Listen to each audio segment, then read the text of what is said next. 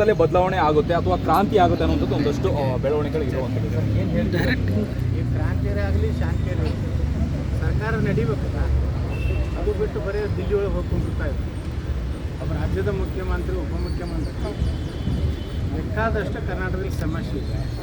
ಇವತ್ತು ಮಹಾನಗರ ಪಾಲಿಕೆ ಎಲ್ಲ ಗೌರವ ಕಾರ್ಮಿಕರು ಧರಣಿ ಕೂತಿದ್ದಾರೆ, ಅವರೆಲ್ಲ ಸ್ಟ್ರೈಕ್ ಮಾಡ್ತಾ ಇದ್ದಾರೆ. ಮತ್ತು ಸರ್ಕಾರ ಸಿಕ್ಕಾಪಟ್ಟೆ ಲಾಸ್ನಲ್ಲಿದೆ. ಇವತ್ತು KSRTC ಮೇಲೆ ಸಾಲ ತೆಗೆಯುವಂಥದ್ದು ಅನಿವಾರ್ಯತೆ ಬಂದಿದೆ ಅಂತ ಹೇಳ್ತಾ ಇದ್ದಾರೆ. ಆಗಸ್ಟ್ 5ಕ್ಕೆ ಅವರು ಕೂಡ ಪ್ರತಿಭಟನೆ ಮಾಡಲಿಕ್ಕೆ ಮುಂದಾಗಿದ್ದಾರೆ ಸರ್. ಅದೇ ಇದೇನು ಸರ್ಕಾರದ ಯಾವುದೇ ಸ್ಪಷ್ಟ ನೀತಿ ಇಲ್ಲ, ಗ್ಯಾರಂಟಿ ಒಂದು ಬಿಟ್ಟರೆ ಇವರು ಯಾರು ದುಡಿತಾ ಇದ್ದಾರೆ ಅವ್ರಿಗೆ ಸಂಬಳ ಕೊಡ್ತಾ ಇಲ್ಲ, ದುಡಿಲಾರ್ದವ್ರಿಗೆ ಸಂಬಳ ಕೊಡ್ತಾ ಇದ್ದಾರೆ ಗ್ಯಾರಂಟಿ ಅಂತೇಳಿ. ಕೆಲವೊಂದು ಏನು ಪ್ರೊಡಕ್ಟಿವ್ ಅಂಥ ಯೋಜನೆಗಳಿಲ್ಲ.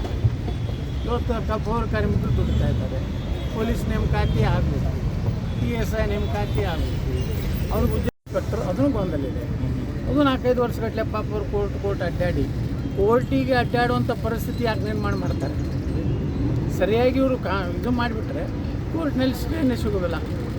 ಪ್ರತಿಯೊಬ್ಬ ಅಭ್ಯರ್ಥಿಗಳು ಇವತ್ತು ಕೋರ್ಟಿಗೆ ಹೋಗ್ಬೋದು ಅನಿವಾರ್ಯತೆಯನ್ನು ತೊಗೊಂಡು ಬಂದ ಸರ್ಕಾರ.